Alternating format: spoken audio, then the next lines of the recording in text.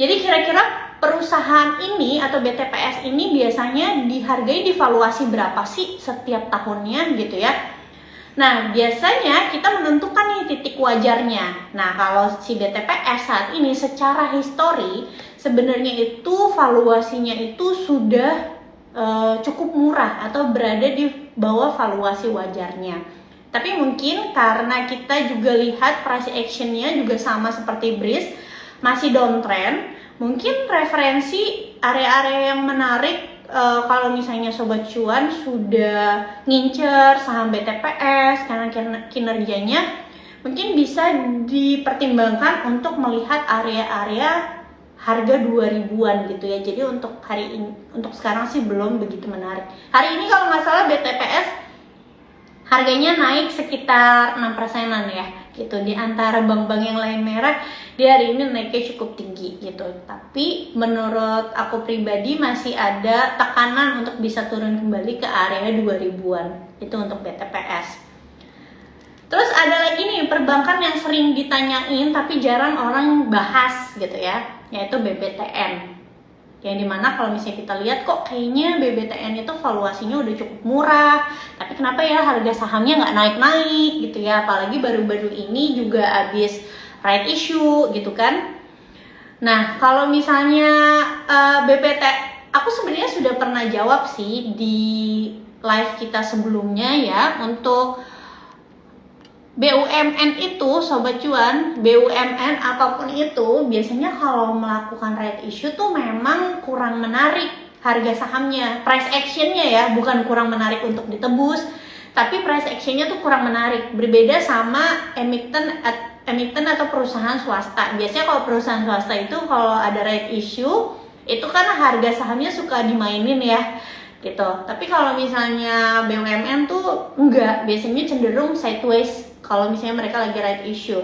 Kenapa? Karena kalau misalnya nanti pergerakan harga sahamnya misalnya rame-rame gitu ya, takutnya dianggap merugikan negara. Itu kenapa biasanya kalau right issue harga sahamnya nggak kemana-mana gitu.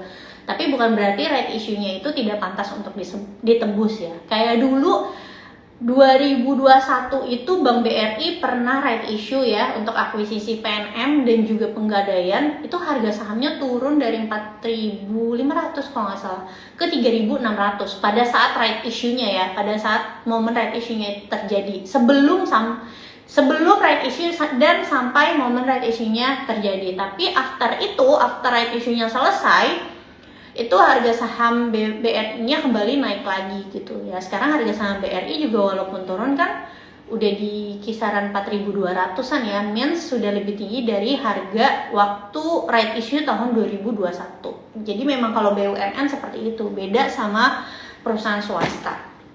Oke. Jadi kalau BTN tuh kenapa sih kok sekarang harga sahamnya turun terus, padahal kita tahu gitu ya pendapatannya tumbuhnya 31% teman-teman di kuartal 3 2022 ya dibanding kuartal 3 2021.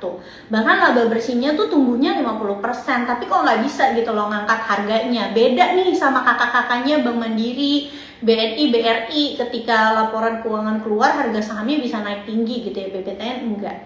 Nah, kita harus tahu dulu nih kalau BBTN itu penyaluran kreditnya itu ke rumah-rumah KPR gitu ya. Jadi kredit utamanya itu rumah KPR. Sampai saat ini sudah ada 200.000 rumah yang diberikan pinjaman KPR gitu ya. Jadi total asetnya juga cukup besar, 389 triliun. Nah, cuma mungkin di tahun ini yang bikin harga sahamnya jadi nggak kemana-mana adalah sentimen dari kenaikan bunga gitu ya. Ketika bunga naik, ya walaupun ini penyaluran kreditnya ke rumah subsidi, tapi kan tetap ada penyaluran kredit ke rumah yang non subsidi. Ketika suku bunga naik pasti akan mempengaruhi nih psikologi orang-orang untuk ambil KPR. Apakah wait and see dulu untuk ambil KPR atau menunda dulu pembelian? Dikarenakan pasti orang yang mau ambil KPR kan ngeliat dulu ya kira-kira suku bunganya seperti apa, karena era suku bunga rendahnya tuh sudah berakhir. Mungkin itu salah satu yang menjadi katalis negatif kenapa BBTN harga sahamnya belum kemana-mana. Tapi apakah kinerjanya bagus? Ya bagus, kita bisa lihat pertumbuhan kinerjanya gitu ya. Untuk rasio perbankan dari CAR-nya itu sekitar 17%, untuk rasio NPL atau kredit macetnya 3,5%. Kenapa BTN punya rasio kredit macet yang tinggi? Ya balik lagi karena KPR. Biasanya kalau KPR lebih banyak kredit macetnya ya. Mungkin kita juga beberapa waktu belakangan banyak berita, banyak juga rumah-rumah yang akhirnya dilelang karena pembelinya itu nggak sanggup lagi untuk bayar gitu. Jadi ya itu kenapa BPTN itu punya NPL yang tinggi. Sebenarnya NPL atau kredit macetnya ini sudah improve teman-teman, dalam artian tuh sudah lebih rendah dibanding tahun 2021 atau 2020. 2021 tuh rasio kredit macetnya BBTN tuh sempat nyentuh di angka 4%-an, tapi sekarang sudah cukup membaik gitu ya, di angka 3,5%-an. Nah, net interest marginnya itu cuma 4,5%. Kita tuh kalau net interest margin di Indonesia itu yang bagusnya sebenarnya minimum tuh 5%. Lebih makin gede dari 5% itu makin baik. Nah, kalau misalnya BBTN kita lihat NIM-nya cuma 4,5%, ya mungkin aja ini yang menjadi penyebab kenapa BBTN valuasinya selalu dihargai lebih murah dibanding dengan kakak-kakaknya, yaitu 3 bank BUMN besar lainnya gitu. Untuk potensi dividend yield-nya dari BBTN sendiri 2,3%. Price action-nya gimana atau chart-nya gimana? Chart-nya itu lebih cenderung ke sideways untuk beberapa bulan belakangan ini, dan saat ini BBTN sudah berada di area support. Valuasinya murah, tapi perlu digarisbawahi ada resiko apabila harga saham BBTN tertembus ke bawah 1180, maka berpotensi melanjutkan penurunan ke 906 dikarenakan di area tersebut ada gap. Pertanyaannya, apakah gap dari sebuah chart itu pasti selalu tertutup? Jawabannya tidak, tapi biasanya berpotensi tertutup. Jadi untuk BBTN perhatikan ya, batas support quote-nya itu di 1180. Kalau misalnya dia turun ke bawah itu, potensi menurun ke bawah ke harga 980. Teman-teman, disclaimer on ya, data yang aku sampaikan hanya referensi aja. Nanti Sobat Cuan bisa analisa lebih mendalam baik terkait prospek dan juga GCG perusahaan. Oke? Ada lagi yang mau ditanyain? Ini udah sisa 1 menit. Perbankannya 3 itu aja cukup atau mau ada perbankan lain yang mau ditanyain?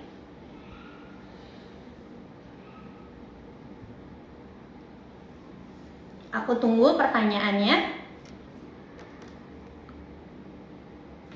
Apakah ada perbankan lain yang mau ditanyain? Mungkin sambil nunggu pertanyaan dari Sobat Cuan, aku mau jawab pertanyaan tadi dari Pak siapa ya, aku lupa. Ya tadi nanya tentang IPO Bank Sumut. Jadi kalau Bank Sumut ini ya, atau BSMT ya, kode sahamnya BNGA, Mbak Olive boleh. Abis aku bahas Bank Sumut, aku bahas BNGA ya.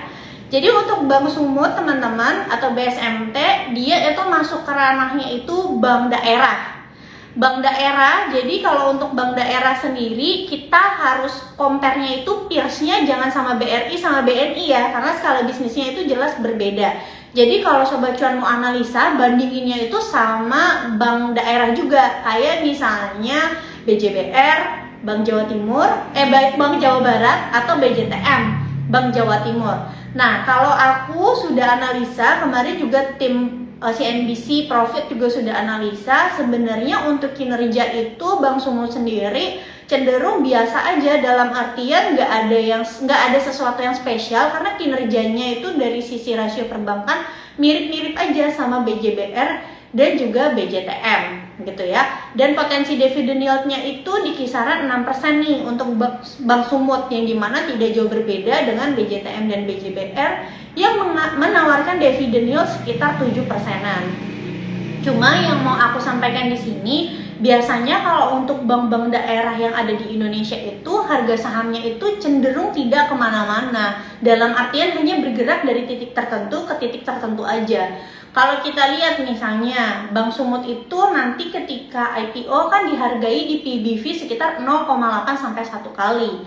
Apakah valuasi tersebut murah atau tidak? Dan juga di per 6 ya, aku sudah hitung di per 6.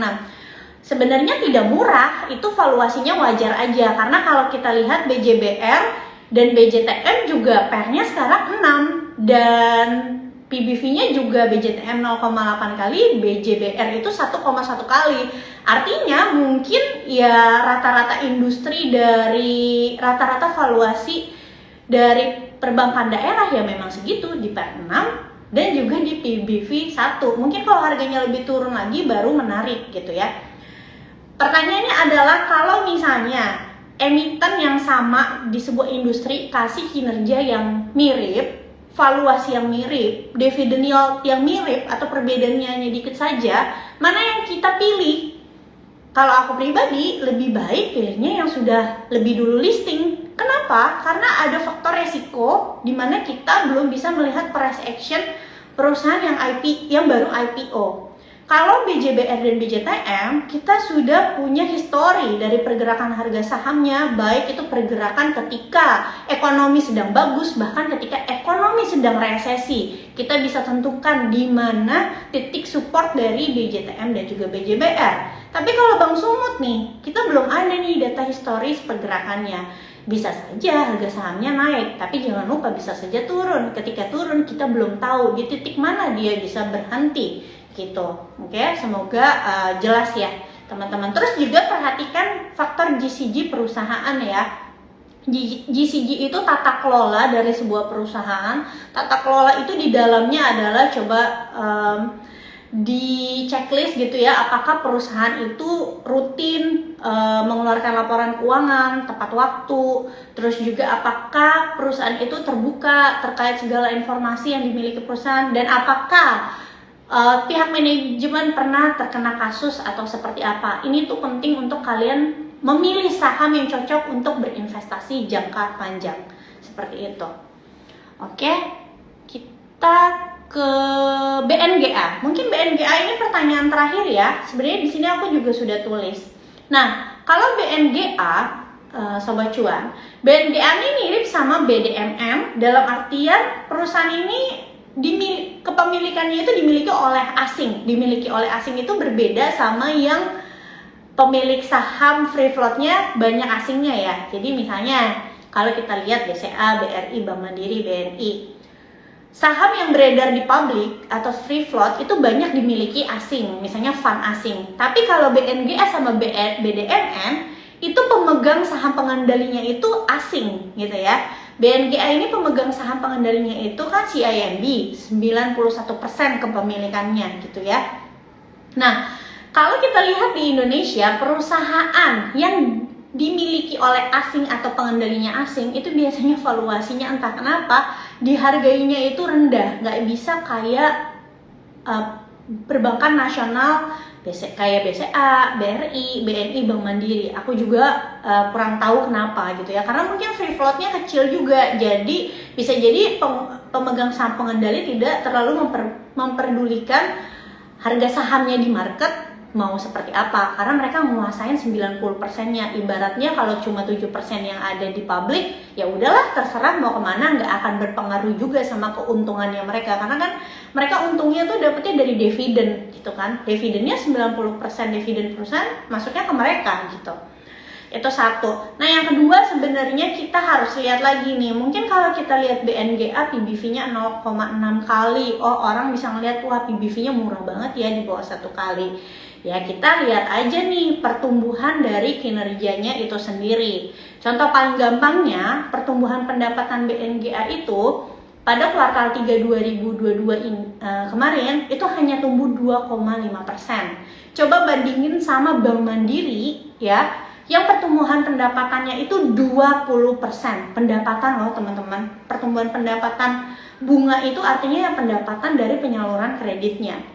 Nah dari sini aja udah bisa kelihatan kenapa Bank Mandiri bisa dihargai di valuasi yang lebih mahal dibanding saham seperti BNGA. Ya karena pertumbuhannya aja udah berbeda. Ini kalau kita baru lihat pertumbuhan 1 tahun. Coba teman-teman lihat pertumbuhan pendapatan 5 tahun, 10 tahun terakhir. BNGA itu punya pendapatan yang cenderung tidak bertumbuh, dalam artian di tahun tertentu dia bisa naik, tahun tahun tertentu dia bisa turun, tahun tertentu dia bisa naik lagi gitu. Jadi pertumbuhannya ini tidak konsisten. Berbeda sama misalnya Bank Mandiri yang kita bisa lihat 5-10 tahun terakhir pertumbuhan pendapatannya itu konsisten. Oke. Nah, pertumbuhan laba BNGA pada kuartal 3 2022 itu 30%. Kok bisa? Ya itu tadi, karena pendapatan operasional lainnya. Ingat, kalau kita cari perusahaan, kita pasti maunya pendapatan organik dong yang bertumbuh. Pendapatan organik perbankan adalah pendapatan yang datangnya dari bunga, bukan pendapatan lain-lain gitu ya. Jadi harusnya yang kita cari adalah perusahaan yang pendapatan bunganya itu bisa bertumbuh dari tahun ke tahun ya, 2 digit kalau bisa pertumbuhannya, misalnya belasan persen atau puluhan persen.